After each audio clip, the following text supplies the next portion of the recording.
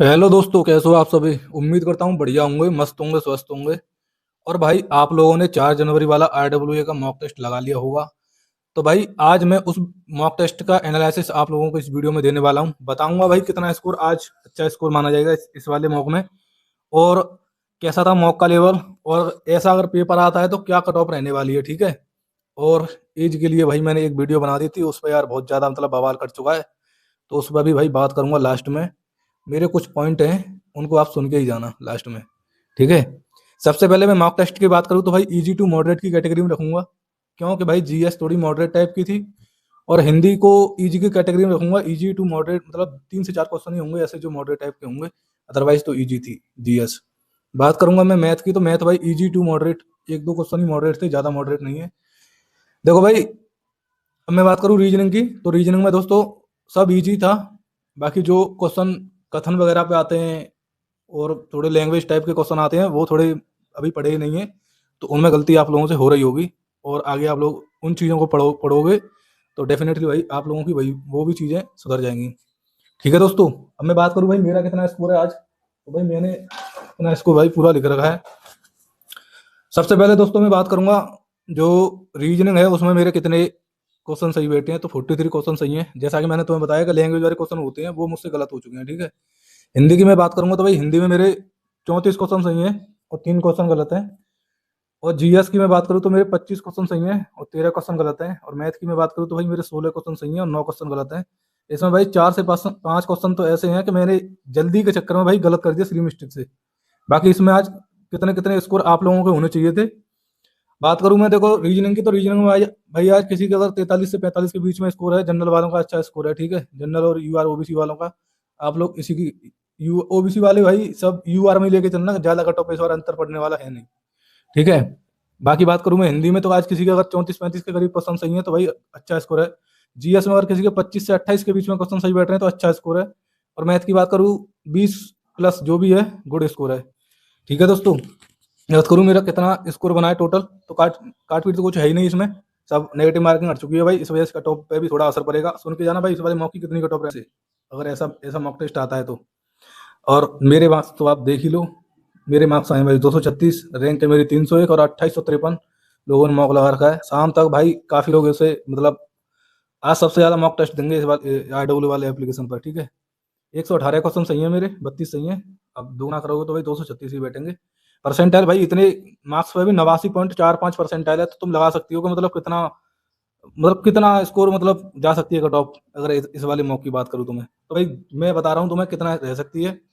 तो भाई देखो, अगर आप लोग जनरल से हो तो भाई अच्छी तरह से मेहनत करो। तुम्हें पता है एज रिलैक्सेशन के लिए भाई बहुत ज़्यादा बवाल कट रहा है।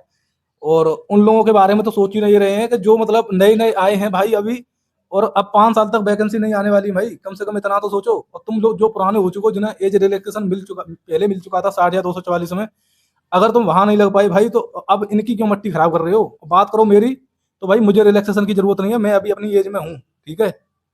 अब तुम अपना देखो, और ना मैं यूआर कैटेगरी से हूँ जो तुम मुझे ब्लेम करने लग जाते हो।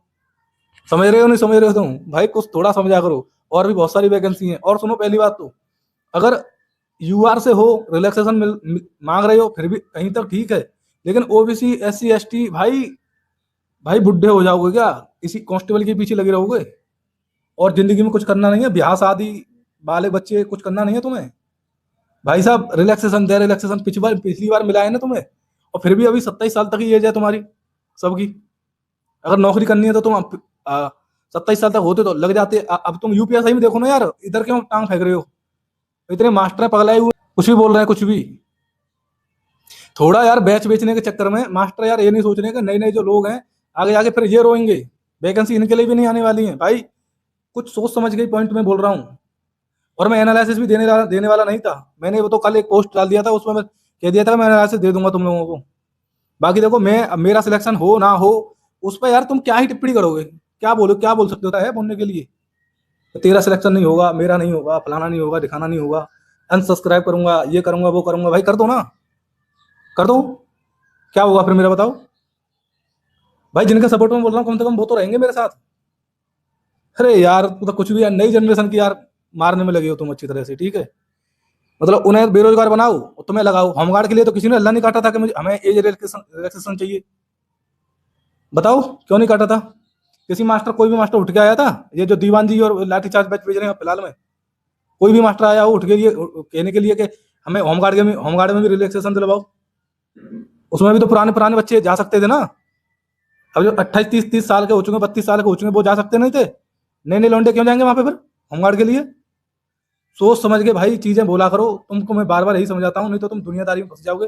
वो जानदार नौली वाला का सुना है ना, ये दुनिया बड़ी फर्जी है, फर्जी। अगर सच्चाई बोल दो ना तो हजम होती नहीं है तुरंत।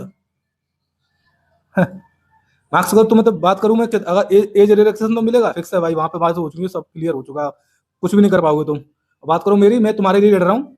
अब तुम्हारे मन में है जैसा बोल लेना इस कमेंट के नीचे, ठीक है? ज्यादा करोगे तो मैं कमेंट ऑफ कर दूंगा। अरे यार फालतू की चीजें हैं। स्कोर की बात कर रहा हूँ, सेफ स्कोर कितना रहने वाला है जनरल से भाई 240। अगर इस मॉक में किसी के हैं तो भाई अपना स्कोर ऐसे ही चलाते रहो, बढ़िया तरह से पकड़ के हो जाएगा सिलेक्शन इतने में। हो सके तो थोड़ा और जोर लगा लेना, 250 के करीब कर लेना, ठीक है? ईडब्ल्यूएस की बात करूंगा तो भाई 234 के प्लस, अगर 34 के करीब मार्क्स किसी के हैं तो अच्छा स्कोर है इस वाले मॉक में। और बाकी आप लोग अपना स्कोर बढ़ाते रहना भाई, पढ़ाई अच्छे से करना। एज रिलैक्सेशन मिल चुका है तो भाई जितने नए नए यूआर और ईडब्ल्यूएस वाले हैं भाई, प्लीज तुमको नौकरी लेनी है तो भाई अच्छे से तैयारी कर लो।